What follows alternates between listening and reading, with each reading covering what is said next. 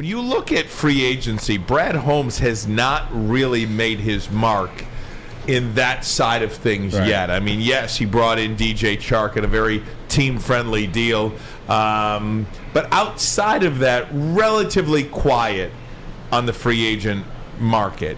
This is an opportunity where you have some money, you have some flexibility, you are just a couple of players away, we believe.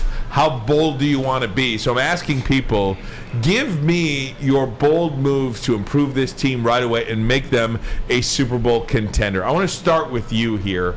And I know, not to beat a dead horse, but you have been on this guy, and you think he really can make all the difference for this very weak secondary.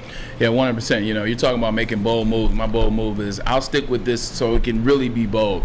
I'm getting rid of 18, and I'm going to get Jalen Ramsey. I think there's a lot of moves that you can make and get more draft capital. You can move back in the draft, per se, if a team such as Carolina wants to move up and draft Anthony Richardson if they don't get Derek Carr, which we'll talk about. I think also, you know, looking at Jalen Ramsey, what he can afford. You're thinking about getting a running back. I think there's a lot of ways to get a running back. Maybe Tony Pollard wants to fit into your system. Maybe you want to go and draft Bijan Robinson. Or maybe you want to pick up a guy like Dalvin Cook, who's about to get released from the Minnesota Vikings, a guy that you know is proven to be one of the best running backs in totality in the league. But a guy like Jalen Ramsey, I go back to this. You got to have a DB. You got to have on defense, you got to start getting the players where you don't have to have worries, Ryan. Like, you got to start having players play that when you go into a game, you're not worried about set third of the field. Jalen Ramsey's locking down a third of the field, maybe even a half, depending on the right system. You got to start getting guys like that. You got to start getting guys. You watch now, the good teams, they're not blitzing. They're just running 4-down linemen. You got to add to that defensive lineman. But going back to Jalen Ramsey, if you got guys like Devontae Adams and Justin Jefferson, and basically every game you play in, Maz, you got the young guys like Chris Olave, you got Garrett Wilson. Every game you play in, you're going to have one of these young wide receiver studs that's walking into your building to drop 150 on you, to drop 145 on you, to have 2 touchdowns to increase somebody's fantasy. You got to have a lockdown corner. And Jalen Ramsey is still in that top 3. No matter what you want to say about a down season, he still made big plays in big-time moments this season. In a losing season, he still was getting picks at the end of games to seal off games and win games. A guy like Jalen Ramsey allows you to play on the other 66% side of the field. You don't have to worry about Jalen Ramsey and what's going to happen on that side. You got to get a player like that, and now he's getting a little older. You're saying that people have a little bit of success on him. Maybe his ticket isn't as much. Maybe you can make a bold move that's not what we would have considered a bold move 2 years ago for Jalen Ramsey. Jalen Ramsey is a guy I think you have. And then also, when you bring young DBs around Jalen Ramsey, I know if I was a young DB and I was around Jalen Ramsey, I'm all ears.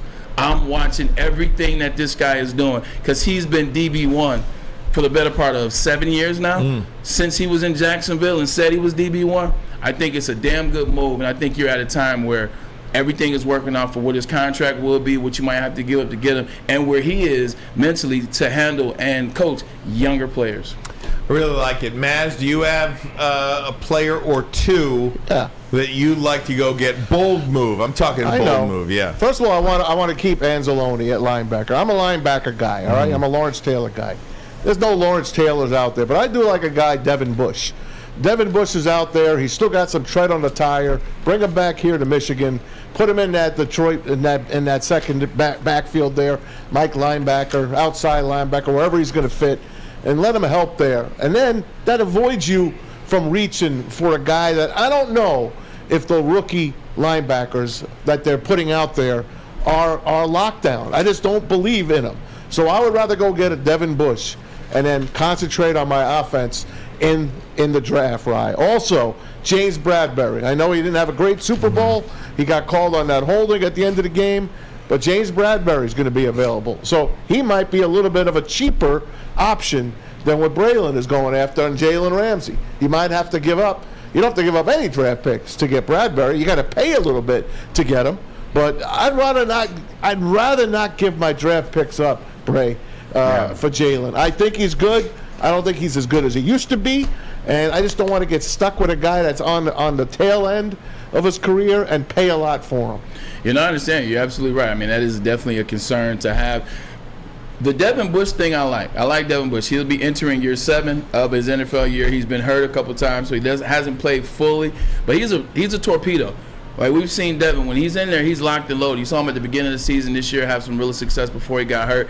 He's a torpedo, man. He's sideline to sideline, the type of linebacker you want. Maybe coming back to Detroit, which is up the street or down the street or side the street. You know, it's always tricky with Detroit and Ann Arbor to how close that is in proximity. Maybe that gives him new life. Maybe playing next to Aiden Hutchinson. Maybe gives him some new life, and he's still young. And he'll be cheap. I like that one. The Bradbury one I want to push back on because I think but not because I don't like Bradbury. It has nothing to do with the Super Bowl either. I think his ticket's going to command a lot, and I think because of this year, his value has gone up a lot. Everybody's talked about him on the other side of the sleigh, them being lockdown corners, him being all pro, going into the Super Bowl. He was shutting guys down. So I think his ticket's going to be high, and I don't know if his skill set is worth the ticket. Because I've seen some wide receivers, and this is even before Debo said something. I've seen wide receivers, Ryan, that I'm like, I mean, Bradbury's good, but he's good because that defensive line is getting 79 sacks, a lot of coverage interceptions. Darius Slay on the other side, safety. So for what James Bradbury might command, I'm not willing to play that yet.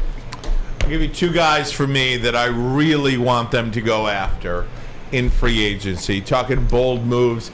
I mean, these are two of the top 20 guys, I think, in the free agency period this year, and you just have to look at one location, and that's the Tampa Bay Bucks, who were really good defensively this year. I'm talking for as bad as the offense felt they were, the defense was pretty darn good. Two guys I want on that defense to come here to Detroit as unrestricted free agents. Jamal Dean, the defensive back, cornerback, probably going to command somewhere in the neighborhood of $16 million a year, perhaps.